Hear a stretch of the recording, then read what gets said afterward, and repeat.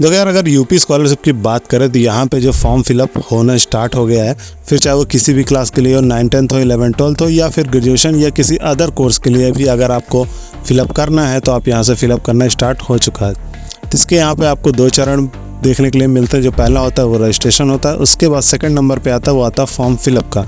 तो सबसे पहले अब आते हैं कि रजिस्ट्रेशन हमको कैसे करना है। तो इस वीडियो में मैंने पूरी डिटेल में बताया। तो सबसे पहले तुम्हें आ जाना ऑफिशियल वेबसाइट पे। जैसे आ जाओगे उसके बाद आपको यहाँ पे स्टूडेंट वाले टैब में जाना और यहाँ पे रजिस्ट्रेशन का एक ऑप्शन, उस पर तुम्हें क्लिक कर देना।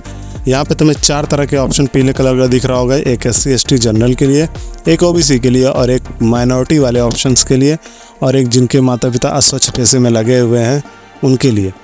तो अभी आप ज़्यादातर 90% लोग तो पहली और दूसरी कैटेगरी में, क्योंकि जनरल, OBC या SC ST इन्हीं के अंदर सारा समेट जाएगा। जो माइनॉरिटी उनके लिए अलग कैसे। तो सब में मेन बात ये है कि यहाँ पे आप देख रहे हो 3-3 4-4 ऑप्शन दे रखे हैं।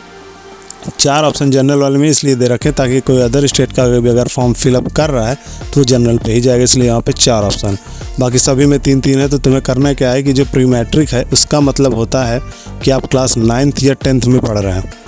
तो अगर आप पहली 9th में पढ़ रहे हैं तो आपको प्री मैट्रिक वाला सेलेक्ट करना है। उसके बाद अब अगर 11th में आपका एडमिशन है और आपको स्कॉलरशिप का फॉर्म फिल करना है तो आपको सेकंड नंबर पे जाना है पोस्ट मैट्रिक इंटरमीडिएट। ये तभी आप फिल करेंगे जब आप 11th में हैं।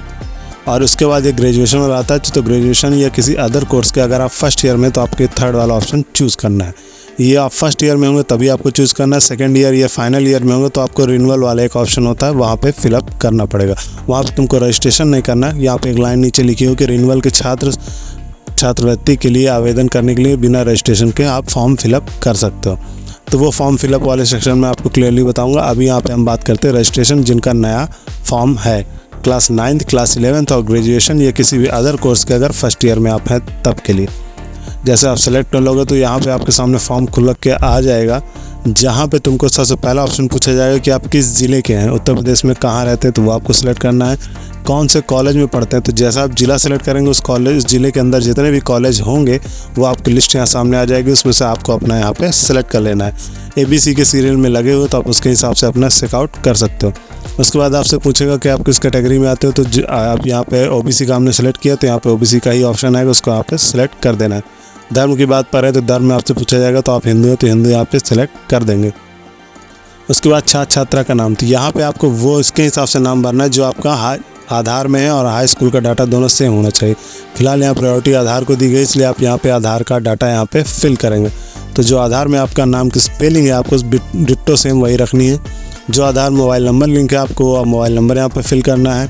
किस सन में आपने, किस साल आपने हाई स्कूल को पास किया आपको वो साल फिल करना है। किस बोर्ड से आपने हाई स्कूल पास किया वो आपको यहाँ पे फिल कर देना है। उसके बाद आपको अपना हाई स्कूल का रोल नंबर फिल करना है और एक पासवर्ड 10वें नंबर में आपको एक पासवर्ड जनरेट करना है जो कि 6 से 12 अंकों का होना चाहिए, और उसी पासवर्ड को आपको दोबारा फिल करके कन्फर्म पर क्लिक कर देना है। उसके बाद नीचे आके आपको अपना कैप्चा फिल करना है। कैप्चा फिल करने के बाद यहाँ पे जनरेट OTP पे क्लिक कर देना है। जनरेट OTP पे क्लिक करने के बाद आपके फ़ोन पे जो आपने यहाँ पे नंबर डाला या जो आधार से रजिस्टर्ड मोबाइल नंबर है उस पर एक OTP जाएगी। उस OTP को आपको यहाँ पे फिल करना है। 5 अंकों की वो OTP को आपको यहाँ पे फिल करके कैप्चा फिल करके सबमिट वाले ऑप्शन पे क्लिक कर देना है। जैसे सबमिट वाले ऑप्शन पे आप क्लिक कर दोगे आपका रजिस्ट्रेशन कंप्लीट हो जाएगा। आपके सामने एक फॉर्म जनरेट होके आ जाएगा, उसको आपको सेव करके रखना हो तो सेव करके रख सकते हैं। अदरवाइज़ आपको अगर प्रिंटर है आपके पास तो आप प्रिंट करके भी इसको रख सकते हैं। ये आपका रजिस्ट्रेशन हो जाएगा। जो पहले यहाँ पे लिखा हो रजिस्ट्रेशन संख्या, ये आपका रजिस्ट्रेशन नंबर है। बाकी सारी डिटेल आपके सामने है, किस ज़िले में आपने सेलेक्ट किया, कौन से कॉलेज में पढ़ा, कैटेगरी आप एक बार यहाँ से वेरीफाई कर सकते हो कि मेरी कोई डिटेल गलत तो नहीं है। अगर यहाँ पे रजिस्ट्रेशन करते समय कोई चीज़ें गलत हो जाती तो आपको दोबारा रजिस्ट्रेशन करना पड़ेगा और इसमें कोई संशोधन का ऑप्शन नहीं है। रजिस्ट्रेशन आपको बिल्कुल सोच समझ के करना होगा।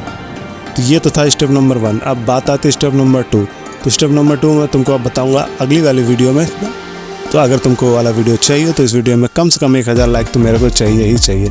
बस जब इतना कंप्लीट हो जाता है उसके बाद मैं आपको सेकंड पार्ट ले आके दिखा दूँगा। तो तब तक के लिए धन्यवाद, बाय बाय।